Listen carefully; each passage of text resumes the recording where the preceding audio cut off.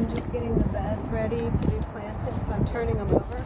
Okay, you're turning over all the dirt over, and then I'm going to add some topsoil. Okay. But first I'm going to attempt to transplant this sage plant. This is a volunteer from last year because it's a perennial, and I'm excited because I wanted to have more sage this year.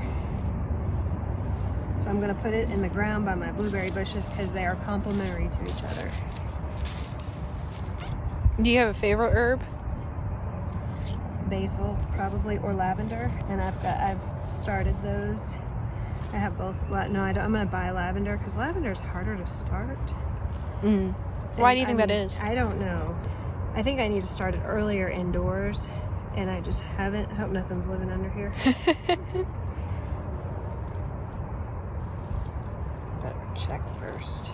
There's a big rat under there. Okay, we're good. All right, check this out. I don't want to disturb the roots too much, but look at that. So I'm going to attempt to transplant this over by my blueberry bushes. What would this is the compost? So tomato? Yeah, so I'm trying to use all of this organic matter, just turning it into the soil as kind of like compost.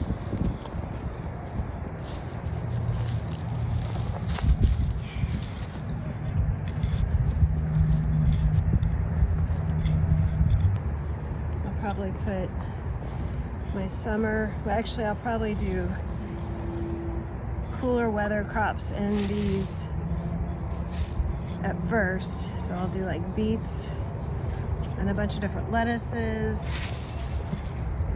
radishes. Radishes grow really quick, like 45 days, and you can have produce. And then whenever it starts getting too hot, I'll transfer over maybe cucumbers and tomatoes and peppers. So we have a couple Cherokee Purples tomatoes that popped up. They're so cute. And we have a Super Sweet 100 tomato, which these are best tomatoes to get so far. The rest of these I planted yesterday. We have like a bunch of herbs here, onions, and all the brassicas, so, and then cucumbers. We have cabbage, broccoli, Brussels sprouts, cauliflower, and then marigolds because they help keep the pests away, like the cabbage worms. Do you want to explain what happened with this thing a couple weeks ago? So it wasn't tied down, and everything I planted fell over. I have pictures In that the I'll storm, put and in we here. lost everything. It was really sad. So we had the choice to either start over or quit. So we started over. We might be 2 weeks further behind. And so what precautions are you taking so that doesn't happen again? So zip ties everywhere. Zip ties. And we're supposed to have a storm tonight, so I'm going to take all of these little babies inside. Good idea. And just leave this out here. Okay. I'll bring them back out tomorrow. What was revealed to you after the incident, and then you started planting and realized that you had more than what you started with? I probably had about half this many planted before, and when I decided to go back and start over, I just felt like the Lord was saying, I'm giving you more than what you lost. And so I was glad I decided to go ahead and start planting more. And that kind of relates to real life sometimes, doesn't it? And I feel like that's where we are right now. Just we've lost some things, but He's going to give it back, maybe even 100-fold.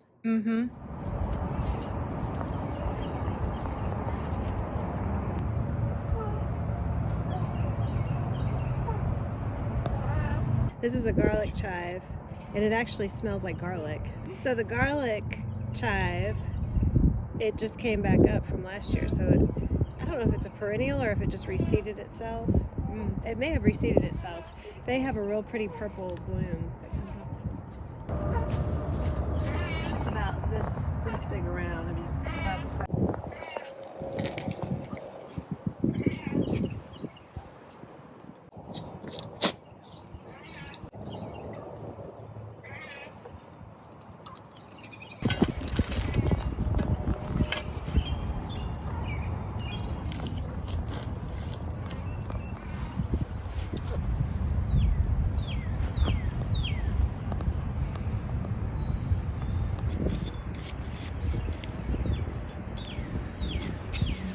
So we're going to get all this rain, which is going to, or I don't know how much rain we're going to get, but it'll be good for all these transplants.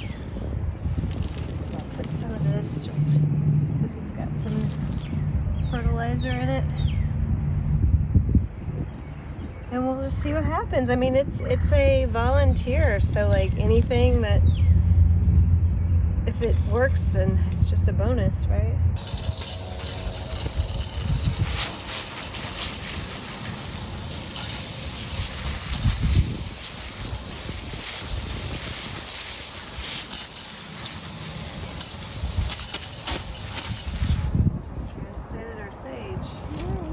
I'm trying to see if we're going to get rain because I don't want to plant seeds right before a big washout. Like if we just get rain, that would be great.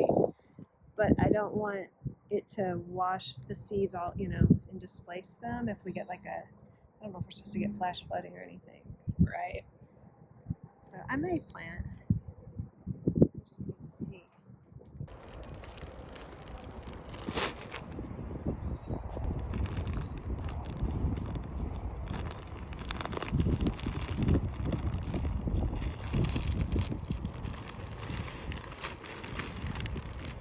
Hopefully this whole bed is going to be either sweet potatoes or sweet potatoes and regular potatoes. That could be a lot of sweet potatoes. Like, it's still pretty dry. See if you look underneath, it's still pretty dry. Yeah.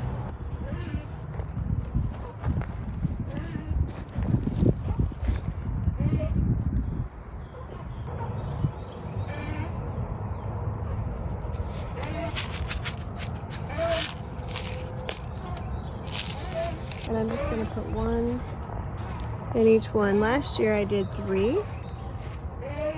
And I feel like they were smaller.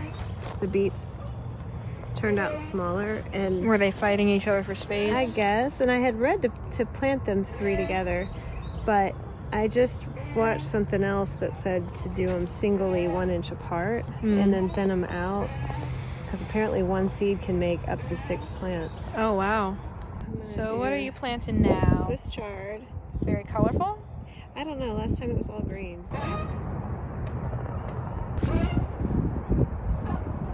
I'm going to do a variety of radishes. And I'm not even going to label them. I'm just going to label them as radishes. And these only take about 45 days. And I'm just going to put them in rows all in the center of this bed. I've got beets, radishes, buttercrunch lettuce, and Swiss chard. Nice. And so you're giving them a nice light misting now. I want them to be moist but not like drenched. Doing carrots. What else have you done in here? So I just planted kale, Okay. and I'm gonna do turnips and some different lettuces and some bok choy. Okay, so I'm going to use this table for sweet potatoes. I have about 45 days before I can plant my sweet potatoes outside. Okay. Because they start to, they do well like mid-May, Okay. and it's the end of March. So what I did is I did all of the 45-day, I did only 45-day plants in here. Okay. To be ready to harvest. So I did bok choy, Swiss chard, which it can go all summer, but I have other Swiss chard. And then I did a couple lettuces. Did you find the labels for that? And this is my first time growing mustard. This is mustard Mizuna, I think is what it's called. Interesting. And it actually helps keep the cabbage worms.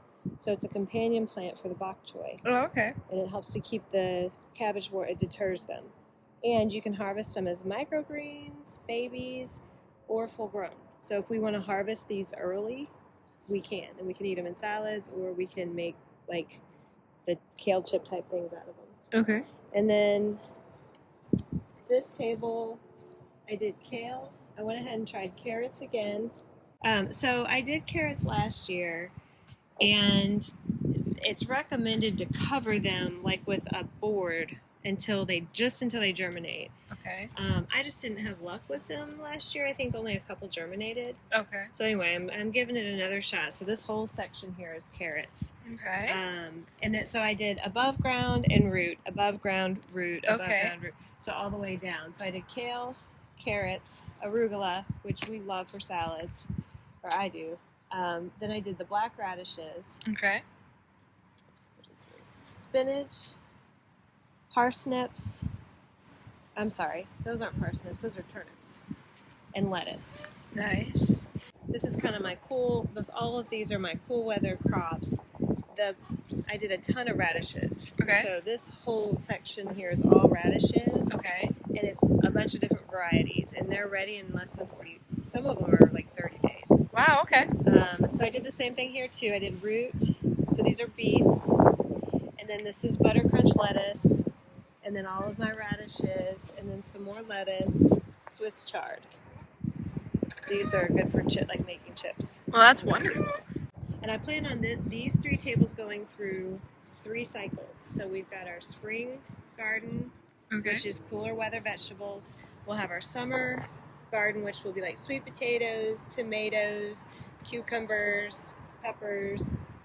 And then as it starts to taper off and cool off in the fall, we'll probably do all of these type root vegetables again and like lettuces because they like the cool. Well, this has been a very productive day of gardening, I would say.